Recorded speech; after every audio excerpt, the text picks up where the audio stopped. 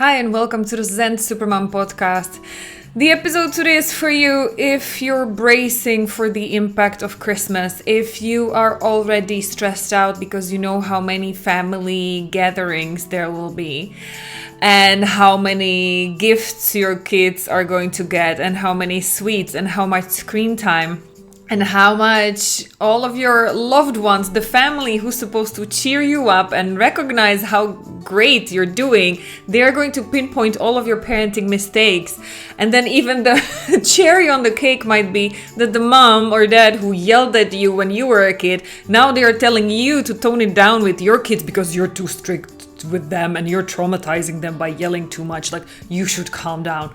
Well, isn't that an irony? So, if this is what's ahead of you and you're totally frustrated and depressed already in advance because you know it's coming, because it has already happened all of these times before, and you would love this year to be different. You would like to find out, well, maybe is there something that I can do so that I'm not the victim of my family judgment and drama and I can stay at peace, loving myself and my kids, not adding up to any drama, so that none of what is going on is going to touch me. I can stay anchored in my calmness and actually being able to even a little bit enjoy the time together with my family rather than ripping my hair out afterwards. Then this podcast episode is for you, because there are things you can be doing. You cannot change them. You're absolutely right. It doesn't make sense to pinpoint everything that they are doing that's making you feel bad. Let's stop with the excuses. And I know you're not making it up. I know it's real and it's tough. But if you choose to accept the challenge and invitation, there is something very specific that you can be doing in order for you to stay out of the drama and keep your calm, because you deserve it. You are doing great. So, how to do it? Let's go. Hi, I'm Elena and I'm a mommy tantrum specialist because I used to be specialist at yelling at my daughter daily. Now, 6 years fast forward, me and my team help busy, loving moms stop yelling, start setting healthy boundaries with natural consequences while staying calm so that the kids listen more. And one day when you look back at their childhood pictures, you will be able to feel at peace and happy with what a wonderful job you did.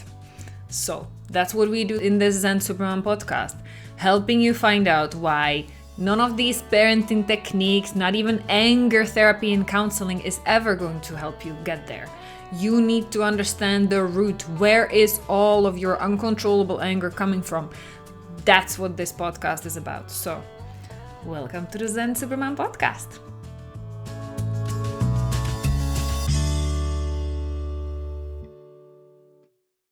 Hi, my name is Elena. I'm a mommy tantrum specialist because I used to yell at my daughter. I was specialist at having mommy tantrums.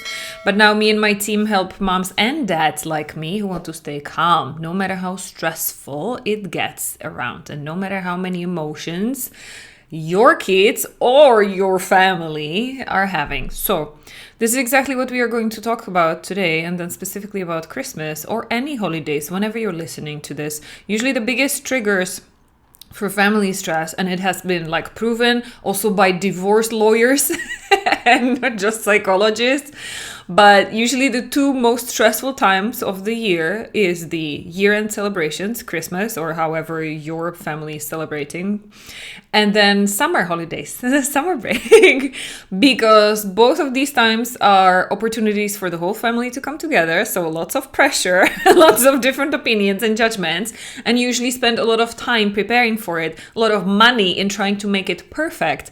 And then when your kids or your parents or your family or your spouse don't, when they disturb that perfection that you planned and tried to control, and you hyperachieved and stressed out so much to create, when they don't cooperate and they don't appreciate it and they are not thankful and kissing the ground you walk on because you put so much time and effort and energy in creating it, how dare they being ungrateful? How dare they criticizing or judging any of this?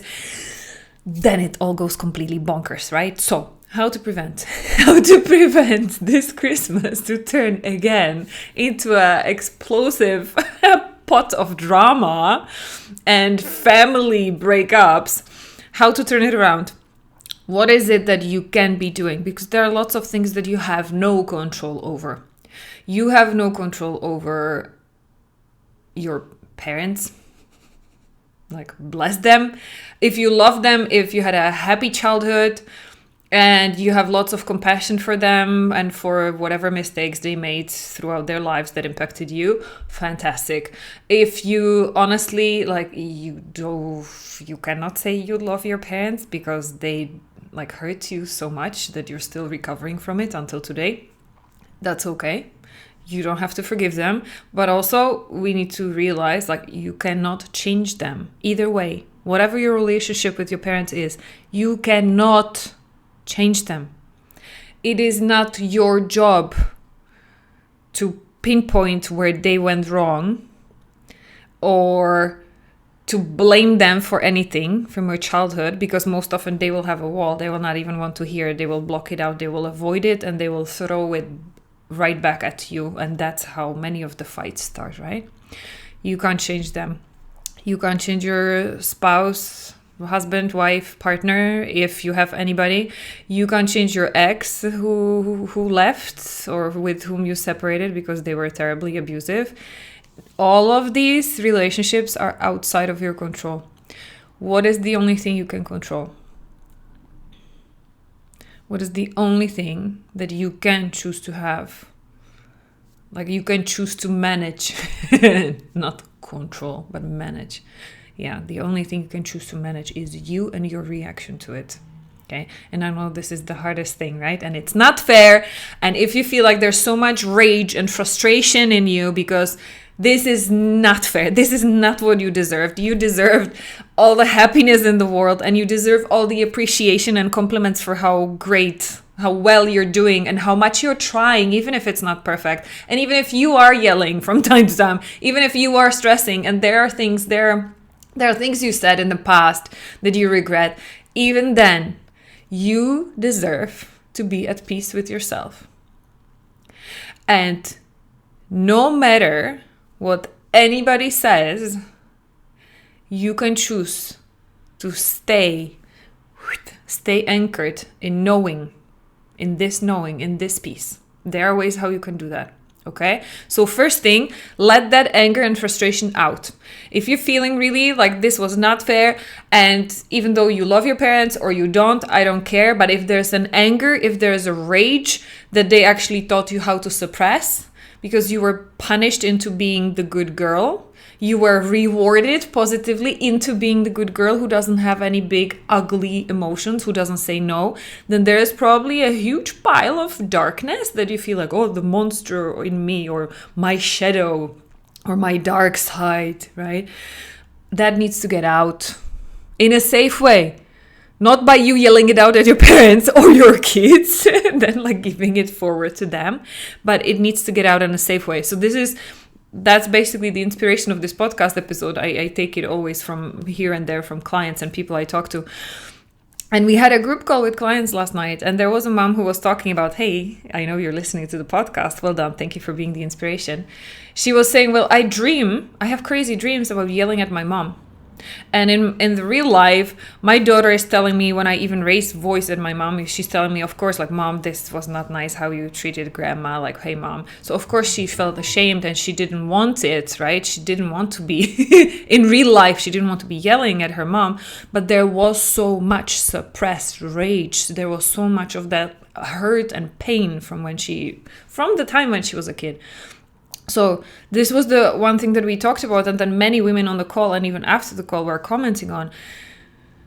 You absolutely need to feel all the emotions, and it is healthy to let them out of your body, get them out of your body, but you need to learn how to do it in a safe way. And do it in advance as a prevention before it feels like the pressure cooker inside, and then you like emotionally vomit at somebody uncontrollably and then you regret it. The reason why those emotions are inside of you, it's justified. It's totally logical, normal. And it's like, I don't know other words how to use it. Like it should be there. There's nothing wrong with you having these emotions. As human beings, we are supposed to experience and live and express the whole range of emotions, not just the good and suppress the bad and pretending there's nothing in between, right? You are supposed to fully experience the wave of all emotions, including sadness, depression, stress, anger, rage, frustration, right? All of this, impatience, all of this, it's totally normal. The problem is because we were told as kids, don't. You can be only happy or quiet and agreeing with me, your parent, right? All the rest, cut off because this is not wanted. You're not a good girl. Go to your room and think about it because this is not acceptable. Come back when you calm down. Well, thank you very much. Well, where are the tools? How should I calm down if you're not showing me how? You're just judging me for having all these emotions. They are normal. As a kid, we couldn't say that to our parents because we didn't know. We thought they were right. Sorry to say, they were not. Okay, not blaming them. They did the best they could with what they knew, but there's kind of like the psychology and trauma awareness and research has evolved quite a bit in the last 20, 30 years, right? So this is the message for you, and it's important for you as a parent, not just personally, so that you take the permission granted to go and experience, validate all of your emotions. Because then you already know where I'm going with this. You need to be able to do that for yourself so that then you can create a safe space for your kids to do the same. Because just like you, they are totally normal human beings who are going through a lot of feelings. They need to learn how to deal with them without suppressing it and trying to quiet it down, because that's not a nice way to treat other people. Okay, so specifically, what is this way? Going back to the story of this mom who felt like she would love to rage. She was dreaming of getting like really angry at her mom and raging. So I said, well, that's actually like your subconscious mind is already giving you the answer. You need to let that rage get out. Now, rather than waiting for your dreams to come so that you can allow yourself to feel it and to at least experience it in your dream, you can take control and do it in your awakened time. Just whenever you have a moment at home, ideally by yourself, take a pillow, right? So that you don't alert your neighbors too much. Do whatever you want to do with it. Scream, punch, go for a run. That's why physical exercise is so good, because you need to get it physically out of your body. Yeah? There's nothing wrong with it. You have to get it out. That's the first step, okay? And do it rather in advance before it escalates. I have lots of moms who come and tell me, well, I'm screaming in the pillow rather than screaming at my kids, but they are doing it when it's already too late. When they're already in a situation with their kids and it's already tense. So then they're like, okay, kids, give me a second. Mommy needs a break. They have to leave, go to their bedroom and like screaming the pillow. And then the kids are standing there wondering like, what the heck is going on? So ideally, you would want to do this in advance. You need to evacuate and get it out before you throw it at somebody else and you hurt them with your emotions, right? This is the thing that you can do right now today, okay? It is a short-term solution, just to give you a heads up. It's a short-term solution that will help you manage the symptom of it, like the symptom, meaning it will help you manage the rage from escalating.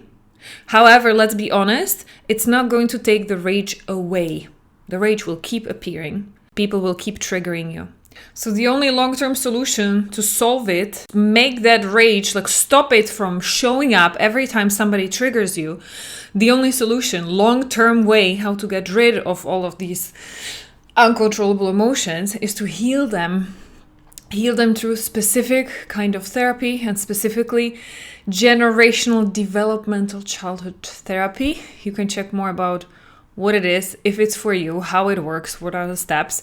You can learn more about that in the regular Mommy Tantrum trainings and the private podcast that I'm having, and we can link it below in this episode. Okay?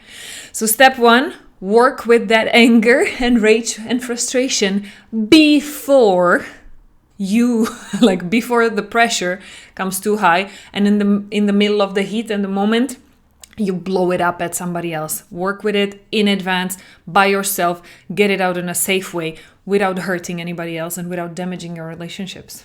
Okay? That's the first thing you can be doing preventively. Then, when you're already in the middle of the action, in the middle of the heat, and if it's your kids, like we are talking about your kids and how not to yell at them when you're stressed out in almost every podcast episode. But when it's specifically your parents who are triggering it, this is very often. So first of all, no, you're not alone. This is very often the biggest challenge for all of us, because the moment we go into interaction with our own parents, it feels like we become the kids again, right? It feels like they start treating you this way. You start feeling that way, like as if there was your parent who was criticizing you, judging you, and you start shrinking and feeling like the kid who's, again, made feel like you were not enough. You were not good enough.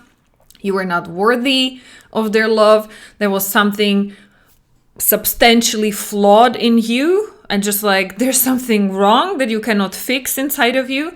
And that's what often happens in conversations with our parents. And it's totally normal, but that's something that needs to be worked out. So again, the only long-term solution is you need to do your childhood trauma therapy. But what you can do in the middle of that moment is, I love to do like ninja flips, like hi-cha! Rather than you feeling like a victim and the not good enough kid, what you can choose to do whenever there's somebody who's criticizing you, who's angry at you, who's blaming you, who's stressing you out, rather than taking it as an attack, as somebody throwing arrows in you, or like somebody tried to hurt you, you turn the mirror and you hide behind the mirror and you flash the mirror right back at them. More than about you, the attacks of the other person are speaking or showing, revealing their pain. They're showing, revealing the little kid in them who is hurt so much. They are in so much pain, which is the reason why they are attacking you in the first place. There's something that you said, or you didn't do, you didn't say. And sometimes there is even nothing like that, how you contributed to it, but it triggered something in them. That's the reason why they are reacting. If they were completely healed, completely clean, completely trauma-free, completely in like healthy situation with their emotions, knowing how to manage them, how to experience emotions, how to live them and let them go. If that was the case, if you had a healthy individual in front of you, they would never lower themselves down to the level of attacking. Only hurt people, hurt others. So this is the shield I'm offering to you, should you want to use it, whenever there's somebody who it feels like they are attacking, they're coming at you. You can use this mirror as a shield, and rather than taking these bullets, like taking this attack to get get inside your heart and make you feel hurt, what you can do is to stand behind this shield of a mirror. You don't have to tell them anything, but this is what will go through in your mind. You will start seeing it that whatever they are throwing at you, it's actually coming from them, because they are feeling connected to it somehow. They are feeling whatever they are blaming you for, it's usually the thing that they didn't sort out yet themselves, that they are not comfortable with. And because they don't know how to do it, they throw it at you. Because it's easier to point the finger at somebody else than look inside and sort it out. Which is, by the way, what you're doing with your kids. Da-di-da-di-da-di-da, just saying, yeah? But that's why your parents are doing that with you. So don't let that come in. See it for what it is. It's a proof of their own pain and their own inability to manage their emotions. And just like that, you can see it flying your way. You can hear them say any hurtful words, and you can choose to let it drop. Do not take it in. Once you start doing this practice, once you start healing your childhood trauma, you will realize you have a choice actually. You can choose. You are not the victim of other people's attacks. You can choose to hear it, recognize, more than it being a proof of your inability, your not good enoughness, it's a proof of their unhealed pain. And the moment you see it for what it is, their attack, then just like that, you can let it drop down on the floor. I know this is not easy to do. I know it might sound like, okay, sounds interesting, would be great if I could do it, but this is like, no way. And so let me set the expectations right, because this is indeed, like, this is the advanced trauma healing level, okay? This is what comes with a lot of practice. Sometimes it might work with lighter triggers, in lighter, less dramatic conversations. And sometimes you will realize only afterwards what happened, okay? I have plenty of examples from my own life. And now, because my mom, unfortunately, is gone, so my only teacher of emotional awareness is my dad, who's very good at pointing out all the things that, like, making me mad, making me feel still not good enough. So rather than me being upset, I really see him as my teacher, showing me where I have raw spots, because he's very good at pushing his fingers in it, like with salt and pepper. Even it feels like sometimes like, and he's smiling. He's like, I'm not doing anything. I'm just saying. It's like, thank you, Dad, for showing me where I need to keep healing my wounds that you and Mom put there. Not blaming you for anything, but yeah, this is the work. I will keep going. Thank you for showing me there's still more work to be done. I will keep my ego in check. I cannot be sitting here and thinking like, hey, I've been doing this for years and I helped heal hundreds of women, so ego flying high. No, I still keep humble. I keep my feet on the ground, because this is a process. So let this be the permission for you not to let the judge in your head beat you up, because notice this is again the inner critic in your head. It's again just a trauma result from like who talked to you and in what way, how they communicated with you, what they told you about yourself. That's the internalized inner critic. It's the voice of your mom and dad from your childhood, most often. So see it for what it is. Do not let that judge in your head beat you up. You're trying. It's more than good enough. You will not always succeed. You will have blow-ups. You will have have emotional explosions. And that's okay. The key step is the awareness. And the key goal you should keep in mind, perfectly imperfect, it's not only that I'm worth it, like I deserve to feel at peace and not feel like a traumatized little hurt kid whenever I talk to my parents, especially for Christmas, because I want to have happy memories. Who knows how many Christmases we have left with them, and this is not the last conversation. This is not how I want to remember them. But also, more importantly, you want to be giving it your best try, because your kids are watching, right? And more than what you preach and teach and how you do your sermons to them about their emotions when they are not behaving, when they are having a hard time, they are watching you. I just saw a great quote on Pinterest the other way. Don't worry about your kids not listening to you. Worry about them watching you all the time. This is why you want to clean up your acts and how you communicate with your parents or siblings in these family gatherings. Yeah? So hopefully this is going to help you. Step 1, prevention. Whenever you can prevent any emotional by taking care of yourself in advance, go for it in any way you can. Expressing it, letting these emotions out in advance.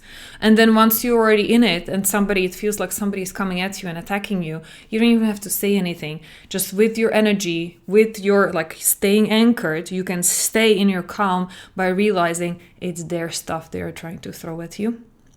You don't even have to say anything. Don't react. Don't let that hurt you. Set your boundaries. You can say, this is hurtful, and I'm not going to stick around for this conversation to further deteriorate. So how about we take a break? And let's talk about something else, right? Or let's go back to the kitchen. Let's go back to the room. Hey, kids, who wants to go outside? Who wants to play this game? Divert the attention. Dodge the bullet, avoid escalations in this way, because nothing good came out of family drama that is triggered by one or two people whose judge and whose inner critic go loose. Yeah? So please stay safe. Take very good care of yourself. And my final invitation for you is going to be, well, wouldn't it be fun if? Plant this beginning of a question in your mind and keep asking yourself as often as possible. Wouldn't it be fun if this family meeting was drama-free this time? Wouldn't it be fun if I stayed calm no matter what? Wouldn't it be fun if this year around I would focus on creating amazing memories, like happy memories, no matter what drama is going on? Wouldn't it be fun if I was the light I want to see? If I was the one who brings peace, rather than waiting for other people to behave? Okay. And wouldn't it be fun if I could forgive myself for all of my imperfections, all of the drama I did create in the past? How amazing would that be if I could feel at peace and I could forgive myself and I could feel like I feel love for myself. I feel compassion for myself. And therefore I can extend it to others and forgive them their mistakes and imperfections. Wouldn't it be fun if that was possible? Thank you. Thank you for even trying. It's more than good enough. This is the way. It will never be perfect, and that's okay. You can be here for all of it.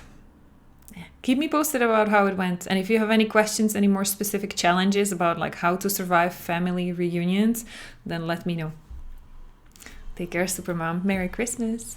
Why can't you stop yelling at your kids? And no, it's not the stress, lack of sleep, kids not listening, fighting, hitting, no support, time pressure, ADHD, hormones. No, moms around the world are doing it regardless. How? Join us for the upcoming Mommy Tantrum training and find out too.